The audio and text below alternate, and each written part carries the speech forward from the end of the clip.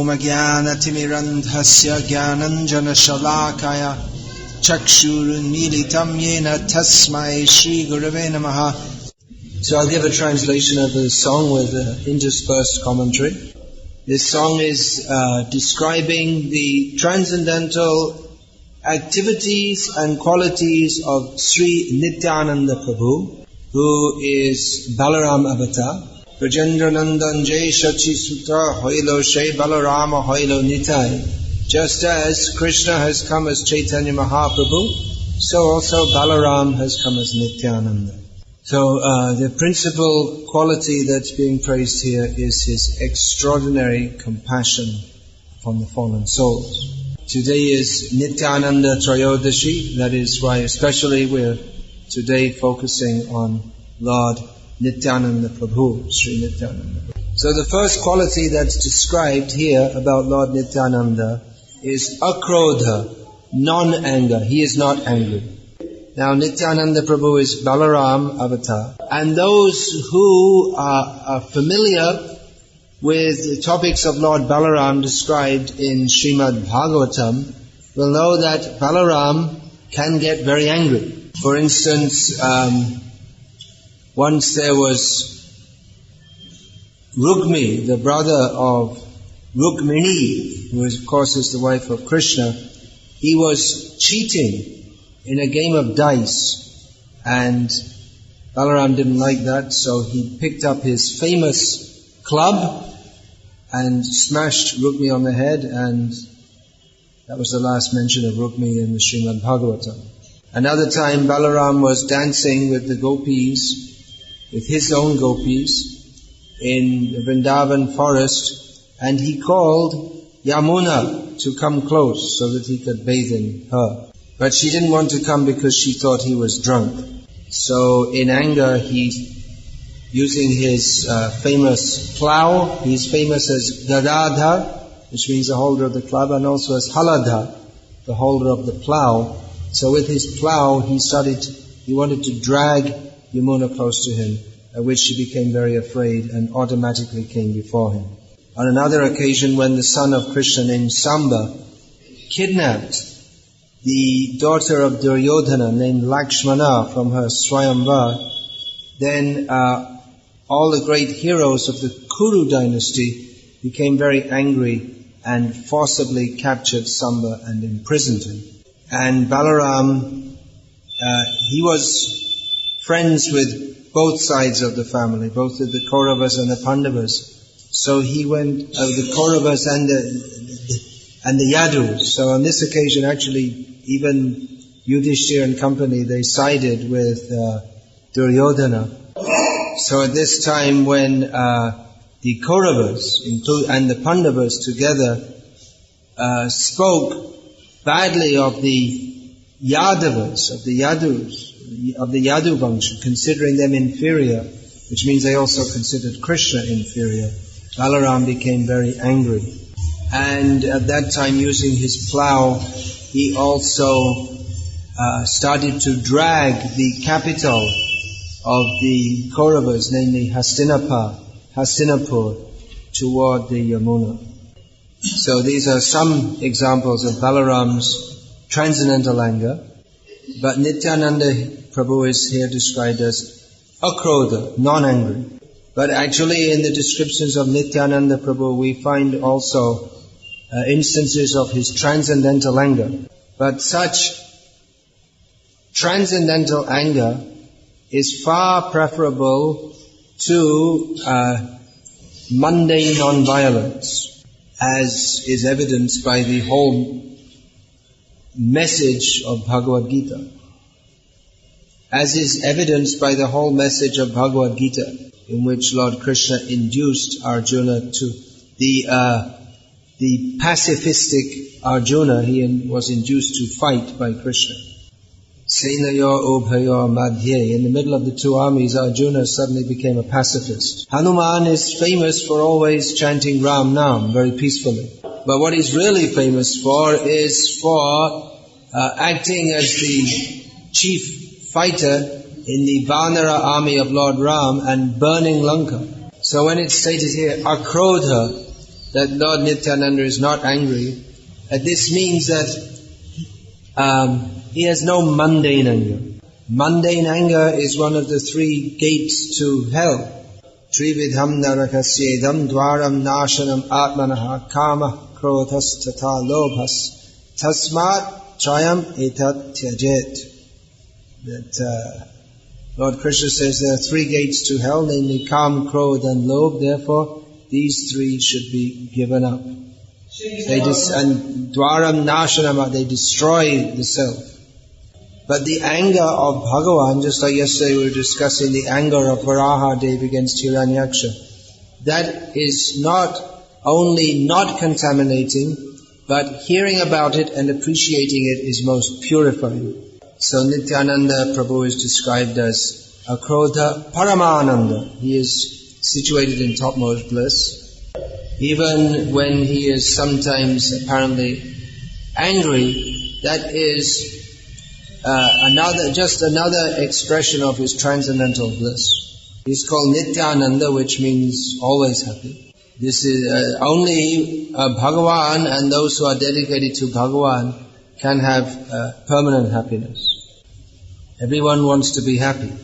But the happiness of this material world is the Vidyapati. The poet Vidyapati has described as like a drop of water in a desert. Samudram, no, Marustala. Marustale ek bindu. Like a drop of water in the desert. Just like if you're in Rayalaseema, out in the away from any town, in Jeshta, in the summer months, you'll become very thirsty. It's very hot here. But there's no water. Rayalaseema is dry. So you're dying from dryness. And you're calling out, Niru, Niru, Niru. And someone comes and says, don't worry, I brought some water for you. So just open your mouth and put out your tongue. And you get one dropper and drop one drop of water on your tongue. So it's water, but it doesn't satisfy. So like that, the happiness of this material world is we're suffering terribly, and the so-called happiness is insufficient to fulfill our need. And just to stretch the example further, if that water, that one drop of water also is mixed with potassium cyanide, then the apparent, whatever tiny little pleasure we can get from it, ultimately destroys us. Poison is very terrible poison, we can say that. Visham. Visham is one word which means very great. And alright. So we can. What is the happiness in this material world? In the modern age, they're advertising, modern progress, it's so great. You see, now we have so many machines to make us happy. But actually, in the modern age, people are in more anxiety than ever before. Previously, in traditional society, people didn't have to worry about food. I mean, food was there. They didn't have to worry about employment. Everyone had some employment. Of course, everyone says the caste system is very bad, and of course there were various discrepancies within it. But one thing, everyone had some employment. The barber's son became a barber, the potter's son became a potter, and so on. But nowadays, people, they have to move a long way from their home, and also everyone had a place to live. There was no big anxiety for residence. But modern life means everyone's in anxiety over the basic necessities. Just like Radha Kant Prabhu here, he studied in Yemmiganur. Huh? Oh, was it? But you were here for some time? Oh, I see. All right. He studied in Kurnool. And he has a good job in Bangalore. Good job means what's considered a good job? What is considered a good job? But even in the good job, people are always in anxiety. The company may fold up, or they may throw me out. And everyone, you have to work so hard just to get basic food. And for residents, you have to take a loan, and then you're always in anxiety for paying it off over many years. Previously, people didn't work so hard, and they had enough food, and they had a residence, and they didn't have to get in a lot of anxiety. They didn't have to wait until they were like 40 to get married, or the girls until they were 30.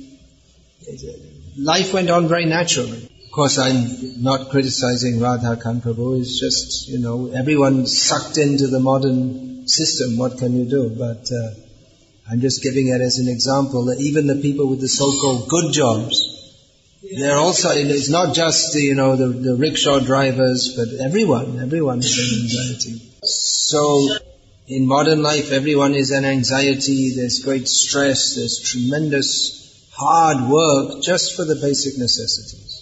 We don't see so many young men in this town. They've all gone somewhere else, presumably. Bangalore, Hyderabad, Bombay. They think that it's undignified to stay in a small town. So everyone's going to the big cities and working very hard, and if they can get some work, and having lots of anxiety and thinking that this is a better way of life. But Srila Prabhupada recommended, live simply, and chant Hare Krishna. So this is the message of Chaitanya Mahaprabhu and Nityananda Prabhu. Nityananda Prabhu is described here as Abhimana Shunya. You can understand in Telugu also what that means. Abhimana Shunya. Even though he's sometimes demonstrates his transcendental anger at the atheists, he does so he has no mundane sense of this abhiman. So it's described, he would wander around the town or the village, and he would go to every door, and especially to the persons who are considered very low in human society. In Chaitanya Mahaprabhu's Sankirtan movement, there is no consideration one has to be high caste or very wealthy or very highly educated. There's no distinction of caste or any mundane distinction. Everyone is welcome to join Sankirtan. So Chaitanya Mahaprabhu would go to every door and distribute the Hare Krishna Maha Mantra. Now, from external consideration, Nityananda Prabhu was from a high caste Brahmana family, from Kanya Kubja Brahmana. Formerly, there was the Pancha Gaur and the Pancha Dravida. India was divided into these 10 areas. Pancha Gaur. So one of the Pancha Gaur, or one of the areas of North India, was Kanya Kubja, which corresponds to, you could say, approximately modern UP. So even though he was from a very high-class background, he would go to the houses of the outcast people. Now, according to caste rules, which were very strict up until recently, the outcast people cannot come in the area where the Brahmanas' houses are. For instance, the people who work with leather, they're not allowed in the Agraharam. But Nityananda Prabhu went to their area and shocked all the caste-conscious people. And although such people are considered unfit for any form of dharmic anusthana or religious practices, he would say, now you take Hare Krishna Mahamantra, chant the Mahamantra.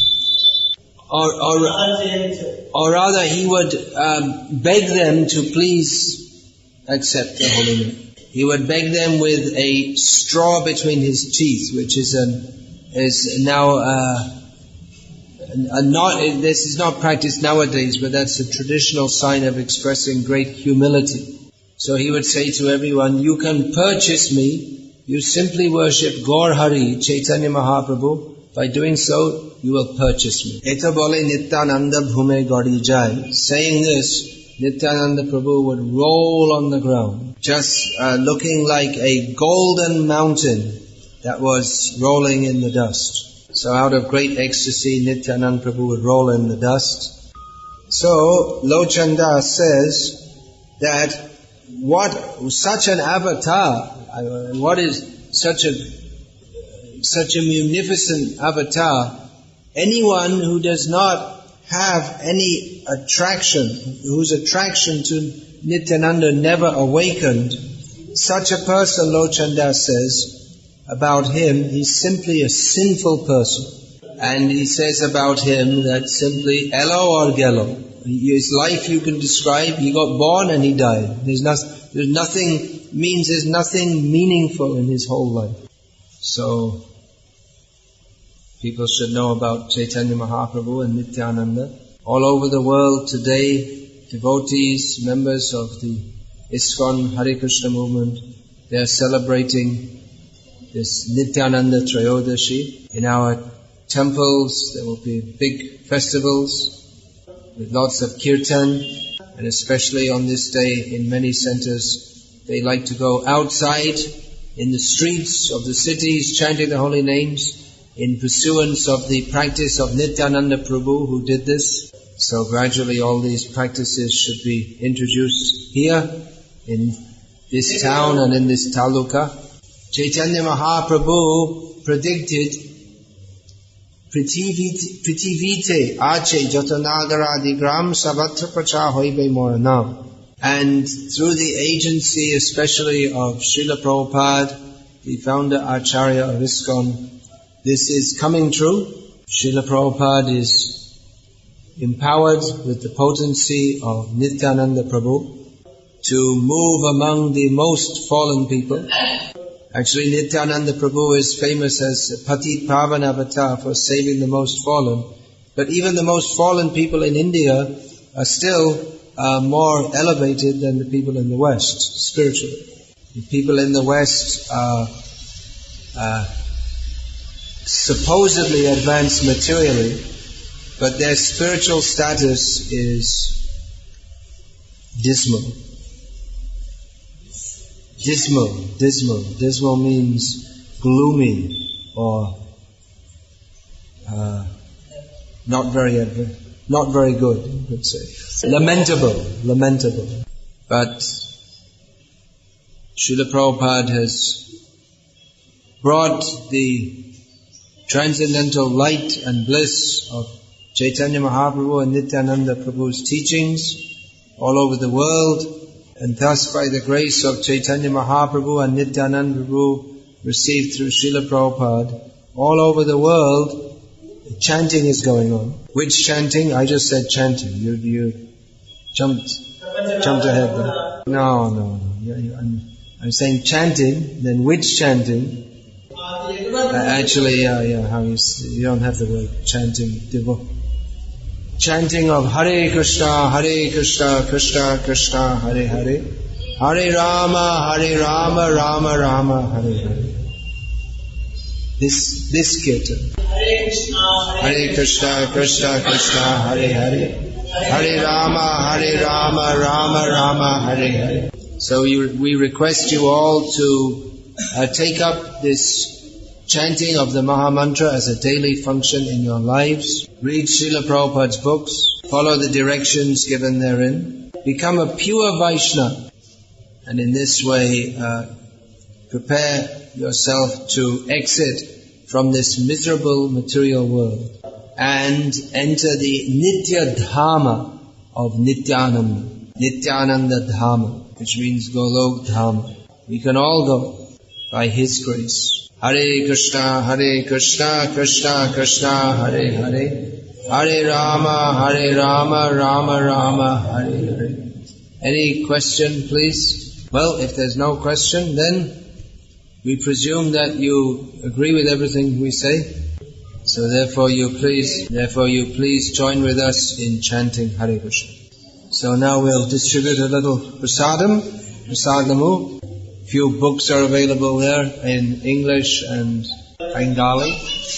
I'd like to thank all the Shyamananda Prabhu and all the other devotees here for receiving us nicely. It's very nice to see how the his family and others are practicing Krishna consciousness at home. I'd like to thank all the Shyamananda Prabhu and all the other devotees here for receiving us nicely. It's very nice to see how his family and others are practicing Krishna consciousness at home. We'd like to see more people seriously practicing Krishna consciousness by chanting the Hare Krishna Maha Mantra daily, offering all their food to Krishna, and being fully serious about fulfilling the purpose of human life.